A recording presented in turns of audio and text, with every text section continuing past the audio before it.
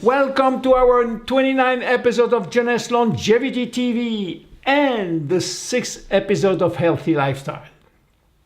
My name is William Amzalag and I am Generation Young.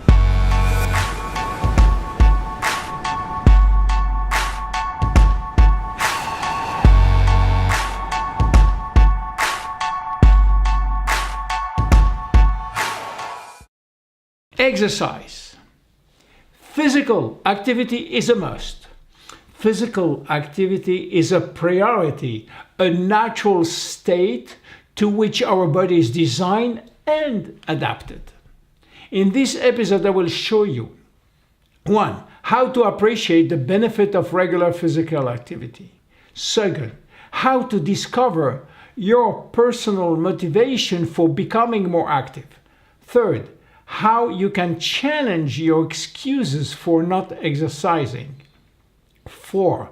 How finding physical activity which will suit your needs. 5. How to frame an exercise program properly and making time for workout. Regular physical activity can cut the risk of developing any major disease by half. Yes, by half. On the contrary, sedentary lifestyle is now responsible for 10% of the world annual mortality. The risk of dying from any causes is 15% higher among the people who sit for 8 to 10 hours a day and rise to 40% for those who sit for 11 hours or more per day. And the pattern is consistent for men and women. You have to realize that human beings were built for movement and not for sitting long hours. Today, we no longer hunt for food. We order takeout food for delivery. We don't walk, we email. We can order what we want through internet and be delivered at home. Technological advances have replaced old-fashioned muscle power, and regular and natural physical activity is today hard to get. More and more schools are cutting back on physical education programs rather than expanding them. This is happening despite the fact that there is solid evidence that good physical programs can enhance academic performances. This has given rise to what we call a sedentary lifestyle, which is defined as spending less than 10% of your daily caloric intake in exercise. Fortunately, the solution is fairly simple. Move, and move more. So why moving more is healthy? Even modest levels of physical activity can improve your health, and there is no mystery as to why. During physical activity, there is more oxygen in your blood, increased blood flow to your muscle and lungs. Also, exercise releases painkillers such as endorphins, which boost your sense of well-being. With regular exercise, you can control your blood pressure, your cholesterol and blood sugar. It reduces inflammation and can lower significantly your risk of chronic diseases as diabetes, cancer, cardiovascular diseases, and autoimmune diseases. Over time, regular exercise leads to increased stamina, better weight control, boost in mood, enhances immune function. Resistant training protects your bones, improves sexual function in men and women.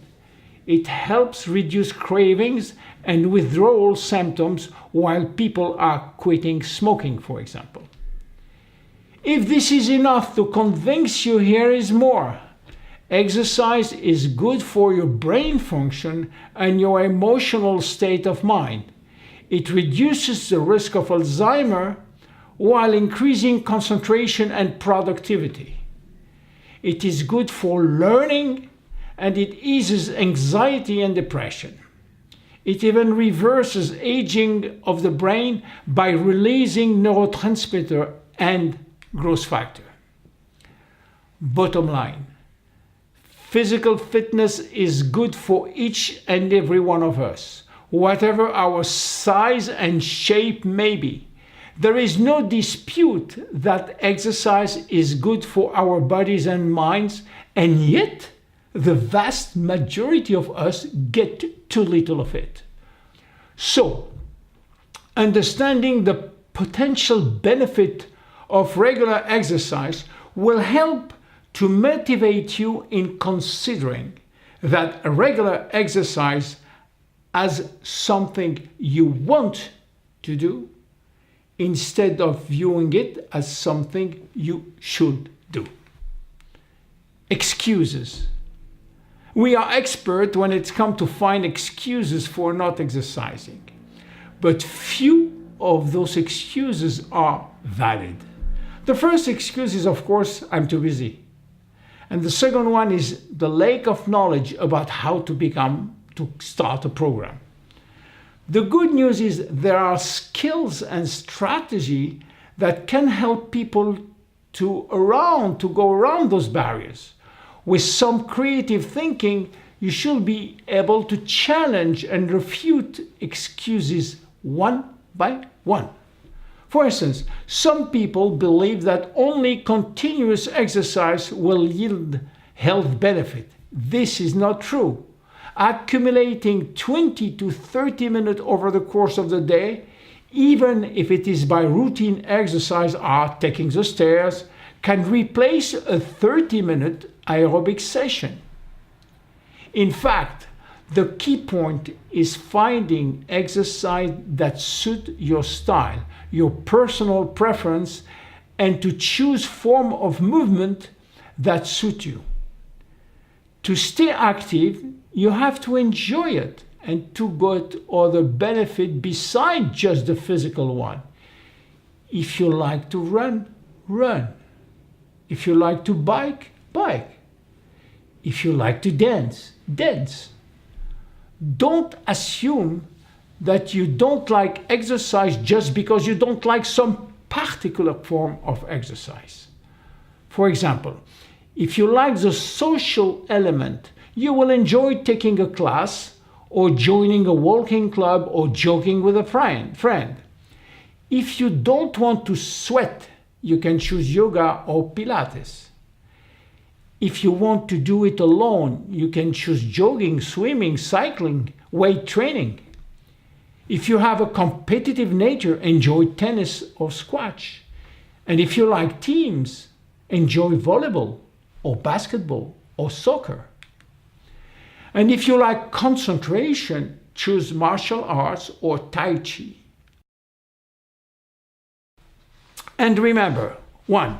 Every little bit of movement counts, and exercise do not have to be done all at once. 2. The goal is to get 30 minutes of moderate aerobic activity accumulated every day, 5 days a week. 3.